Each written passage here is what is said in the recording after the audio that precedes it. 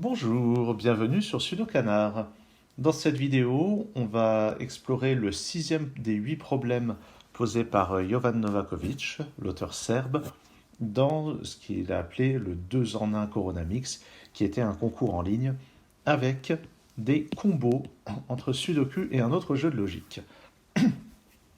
Et il s'agit ici d'un combo entre Sudoku et Slitherlink, ce qui est assez inattendu puisque Slitherlink c'est un jeu de boucles, un jeu de logique dans lequel on doit tracer une unique boucle sur cette grille, boucle qui emprunte uniquement les segments horizontaux ou verticaux, et chaque nombre présent dans la grille indique le nombre parmi les 4 segments aux alentours qui sont empruntés par la boucle.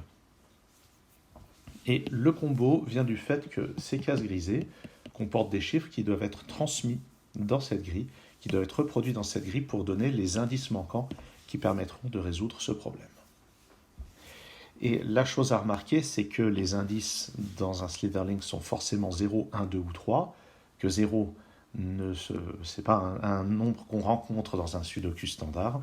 Donc en fait, toutes ces cases grisées contiennent 1, 2 ou 3. Et partant de là, avec ce 2 ici, là-dedans on a 1, 2 et 3. Ici, il n'y a pas de 2, donc le 2 va là.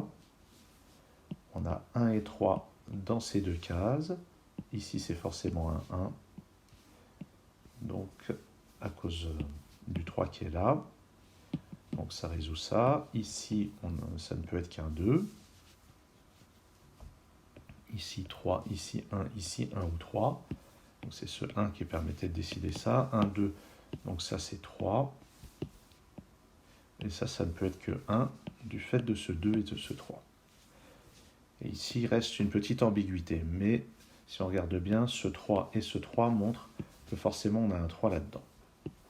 Donc je peux déjà aller placer tous ces chiffres dans la grille de Slitherlink. Notez que ce 3, on l'avait déjà. C'était vraiment pas nécessaire. Ah ben non, pardon, c'est celui-ci qui manque. Non, on l'avait pas déjà. Ouf. Et puis, j'ai ce 3 et ce 2. Ok, donc là, maintenant j'ai le choix. Ou bien je me rue sur le Slitherlink pour le résoudre, ou bien je me rue sur le Sudoku pour le terminer. Je vais déjà terminer le Sudoku. Alors, dans cette colonne, il me manque 4, 8 et 9. D'après 4, 9 ici, j'ai un 8 là. Donc 4 ou 9 dans ces deux-là. Sur cette ligne, il me manque 4, 6 et 9. Ici, c'est forcément un 4. 6, 9 comme ceci. Ce qui au passage me donne ce 4 et ce 9. 4 et 8 ici en exploitant ce 4. Dans cette colonne, il me manque 8, 5 et 7. Bon, on verra plus tard. Ici, il me faut un 3. Il est là. Et le dernier chiffre, ça doit être un 9. Oui, c'est ça. Tout en bas, il me faut un 1 et un 5. On verra ça plus tard. Là-dedans, c'est 1 et 7. Ici, 6 et 9. On ne les a pas encore. Je vais essayer de ne pas utiliser de pencil marks dans cette résolution. 2, 2 et 2. De 2. Pencil marks, ça veut dire les petits chiffres qu'on met au brouillon. 6, 6. J'ai un 6 ici. Le 8 ne peut aller que là sur cette ligne. 5 ici. Et maintenant, là-dedans, c'était 5 et 7. Allez, comme ça. Ensuite, 6 et 6. J'ai un 6 là. Là, c'est un 1. Là, c'est un 9.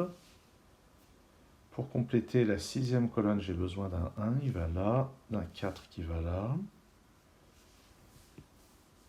Pour celle-ci, j'ai besoin d'un 8 qui n'est pas là. Donc je le mets là et je complète avec un 5. 6 et 9 pour les deux autres cases. Ici, on ne les a pas encore. Ici, il nous faut un 7 et un 4. On ne les a pas encore. Ici, 8 et 4. On ne les a pas non plus. Là, j'ai besoin d'un 2, il n'est pas là. Donc 2 et 7. Ensuite, dans cette colonne, il nous faut encore 3, 6 et 9. 3 et 3, on place ça là. 9 ici, 6 là. Ça donne 6 et 9 comme ceci. J'en déduis un 5 à cet endroit. puis un 5 là. Là-dedans, il nous faut 7 et 6. Et voilà. Donc 7 et 6 comme ça. Ça me permet d'obtenir le 7 ici, le 1 là, le 1 là, le 5 là. Et pour les derniers chiffres, un 9 ici. J'ai besoin de 4 et 7. Ça sera donc 4 et 7 comme ça. Un 4 là-haut, un 8 ici. Et c'est fini donc pour le Sudoku. On va passer au Slytherin. Et dans mon souvenir, c'était la grille la plus difficile de toute l'épreuve organisée par Jovan Novakovic. Alors déjà quand même, un 3 à côté d'un 0, ça signifie qu'on n'a rien là, donc on réalise le 3 comme ceci, et puisqu'il n'y a rien là-dedans non plus, on est obligé de repartir par là, et par là.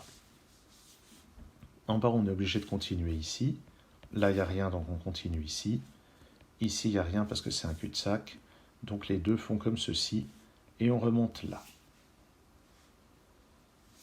Ici, il n'y a rien, donc le 3 est dans un coin, on est obligé de faire ça. Dans ce coin-là, il y a des choses avec les 1 aussi. Un 1 dans un coin, on ne peut pas utiliser ça. Et maintenant, on ne peut pas utiliser ça. Donc le 1 est comme ceci, et il part vers le haut. Maintenant, ce 1 va utiliser soit ça, soit ça. Donc, on peut condamner les deux autres segments. Et ça donne ce 3 comme ceci. Alors maintenant, le 3 va faire soit ça, soit ça.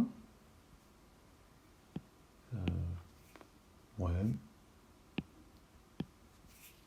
Pour le moment, j'ai pas d'opinion là-dessus. Il faudra que ça vienne, mais pour le moment, j'en ai pas. Le 0 qui est ici nous condamne ça, ça, ça et ça. Ça condamne au passage ça et ça. On va condamner ça parce que ça fait un coin pour le 1. Et puis, le 2 ne peut faire que ceci. Et maintenant, maintenant on voit que c'est plus possible de partir par là-haut. Donc c'est forcément là. Et puis ça, j'aurais pu déjà le faire. Ce qui fait que le 3 est obligé de partir vers le haut, des deux côtés, encore des deux côtés. Et puis ici, on n'a pas le droit de fermer la boucle, donc je dois partir comme ceci. Ici, ça emprunte un de ces deux segments sur le 1. Je peux donc barrer les deux autres. Et pour le moment, je vais laisser ça comme ça sur ce secteur. Donc là, on a 3 morceaux de boucle, 3 débuts de boucle ici. On va regarder dans le coin là-haut, puisque, encore une fois, ce coin est condamné. Ce qui fait que maintenant, on a un coin ici pour le 3. Il est donc forcément pris. Et le 1 est saturé. On est obligé de repartir par là. Et le 3 fait donc ceci. Un coin pour l'autre 3. On fait donc ça. Ici, il y a un coin qu'on n'a pas le droit d'emprunter pour le 1. Et on va... Ouais, c'est pas bien clair. Il pourrait y avoir ça. Auquel cas... Ah, mais non. Le 1, c'est forcément un de ces deux-là.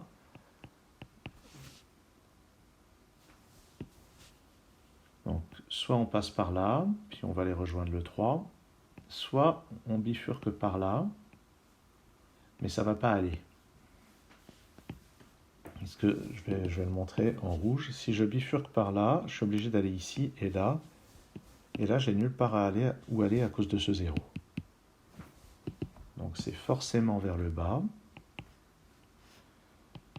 Comme ceci. On rejoint le 3. On est obligé de passer par ici. Et là, lui, il ne peut pas avancer comme ceci. Il ne peut pas aller là parce qu'il n'y a nulle part où aller. Donc on fait comme ceci. Et pour fermer le 2, c'est forcément comme ceci. Pour saturer le 2 plutôt. Ici, on entre dans le 1. On va prendre donc un de ces deux segments. Et on peut condamner ces deux-là. On peut condamner celui-ci, au fait, pour éviter de fermer la boucle. Et là, c'est assez intéressant parce que... Donc, alors, ici, je ne peux pas faire ça. Si je fais ça, je condamne ces deux segments, il n'y en a plus qu'un pour le 2. Donc je suis obligé de passer ici. Et je sais maintenant que je vais emprunter exactement un de ces deux segments et qui va se prolonger sur un de ces deux-là. Donc, j'ai forcément ça. Et ça, je ne peux pas entrer sur le 0. Donc, je vais ici, je repars par là, et le seul endroit où aller, c'est là. Évidemment, le 0, il n'y a rien. Et maintenant, que se passe-t-il sur ce 2 ? Alors, je vais d'abord regarder plutôt ça. Ça pourrait être ça. En tout cas, ça ne peut pas être ça. Parce que si j'essaye de faire ça, ben, ça veut dire que après, soit je vais faire ça, soit je vais faire ça, mais dans les deux cas, ce bout-là ne pourra rien rejoindre. Donc, ça on ne l'a pas, ça on l'a, et on ne peut pas partir vers la gauche, on n'aurait nulle part où aller, donc on fait comme ça. Ça je barre, c'est un cul-de-sac. Il va rester à voir où ceci va, mais en fait, lui va nous guider, puisqu'il est obligé de monter, et il ne peut pas refermer la boucle qui est à droite, donc il est obligé d'aller ici. Et ça va forcément là. Ensuite, bon, un truc que j'aurais pu faire dès le début, c'est ça. Parce que quand on a plusieurs 3 côte à côte, il y a un théorème de Sliderling qui nous dit que forcément on peut tracer tous les segments verticaux et barrer les choses qui sortent dedans. Parce que soit ça fait ça comme ça, soit c'est dans l'autre sens. Et il va rester à déterminer dans quel sens ça se passe. Alors, qu'est-ce qui se passe au niveau de ce 2 ? Déjà, au niveau de ce 3, c'est assez simple, on ne peut pas aller là, on ne peut pas partir par là, sinon lui, il n'a nulle part où aller. Donc ça, on l'a pas, ça, on l'a. Ça ferme ici, et ce coin nous donne ce qui se passe avec les 3. Et maintenant, ce 2, il n'y a plus qu'une seule manière de le faire, c'est comme ça. À gauche, ça passe comme ceci, à droite, c'est comme ça, le 3 continue comme ça. On n'a rien sur ces deux-là avec le 1. Donc il y a un de ces deux segments qui va continuer en face, ce qui veut dire que je n'ai rien ici. Donc je peux passer là, ou plutôt je dois passer là, puis là. Et maintenant, ça doit aller rejoindre ça, mais il reste à passer le long de ces deux 1 et de celui-ci. Alors le long de ces deux 1, ça ne va pas être de ce côté-là, parce que ça irait nulle part, c'est forcément de ce côté-là. Et la seule manière de continuer, c'est comme ça. Et pour satisfaire le dernier 1, c'est comme ça. Et voilà donc qui conclut la résolution de ce Sliderlink, ce combo Sudoku Sliderlink. Donc ce problème de Sliderlink n'était pas évident, il n'était pas non plus insurmontable. Mais ce qui me plaît, c'est qu'il n'y a pas besoin d'aller avoir de l'intuition ou voir the big picture. C'est vraiment de la logique à la fois locale et un petit peu globale pour voir par où on peut passer. C'est vraiment purement de la logique, il n'y a pas de devinette là-dedans. Merci d'avoir suivi cette vidéo. La prochaine fois, on verra un combo entre Sudoku et Hashiwo Kakero. À bientôt sur Sudokanar.